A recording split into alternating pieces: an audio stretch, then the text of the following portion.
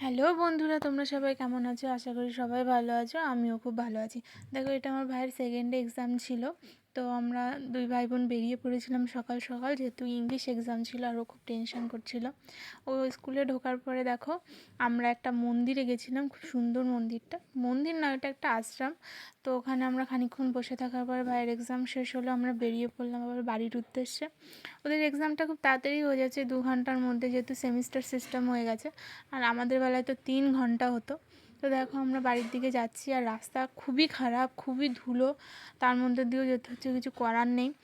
আর এটা দেখো আমাদের বিডিও অফিস বনগাঁর।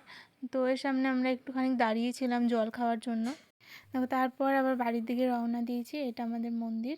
তো তো দেখো রাস্তা এত খারাপ ছিল যে 1 ঘন্টার রাস্তা প্রায় 2 ঘন্টা আমরা পার করে এসেছি, আর দাঁড়িয়ে দাঁড়িয়ে আসতে হয়েছে, এত ধুলো আর এত রাস্তা খারাপ।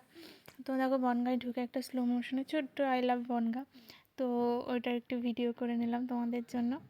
আর আমার ভিডিও বন্ধুরা তোমাদের কেমন লাগছে অবশ্যই কিন্তু কমেন্টে জানিও। দেখো বন্ধু, প্রতাপগড় মাঠে কিন্তু 1 মাস ব্যাপী মেলা হচ্ছে, এখনও কন্টিনিউ হচ্ছে। তো যারা যারা মেলায় আসোনি তোমরা এসে ঘুরে যেতে পারো। মেলাটা ছোটোর মধ্যে ভালোই ভালোই আর কি। তো এসে তোমরা ঘুরে যেতে পারো। এখানেও আমরা একটু দাঁড়িয়েছিলাম, কিছু খাবার দাবার খেলাম, আর বাড়ির জন্য পেয়ারা আর কুল নিয়ে এসেছিলাম মায়ের জন্য। আর ঠাকুমা কুলটা খেতে খুব ভালোবাসে, দেখো ওই ছোটো দোকানটা থেকে আমরা নিয়েছিলাম। তো তার জন্য ওখানে একটু দাঁড়িয়েছিলাম। তারপর আমি আর ভাই খুনসুটি করতে করতে বাড়ি চলে এলাম।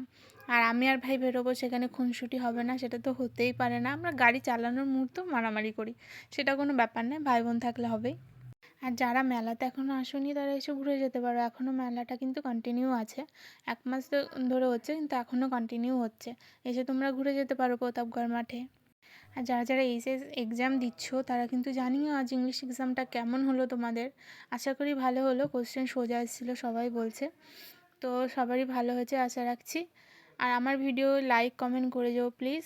দেখো এটা কিন্তু আরেকটা মন্দির, এটা কিন্তু খুবই জাগ্রত একটা কালী মন্দির, আর এটা একদম আমাদের বাড়ির পাশেই। তারপরে দোকান থেকে আমরা বিরিয়ানি নিয়ে আমি আর ভাই বাড়ি চলে এসেছিলাম। দেখো এটা আমাদের বাড়ি যাওয়ার রাস্তা। দেখো বাড়ি যাওয়ার পরে ওয়েলকাম করার জন্য আমাদের পুচকি রেডিই থাকে। তো আমার ভিডিও কেমন লাগলো জানিও।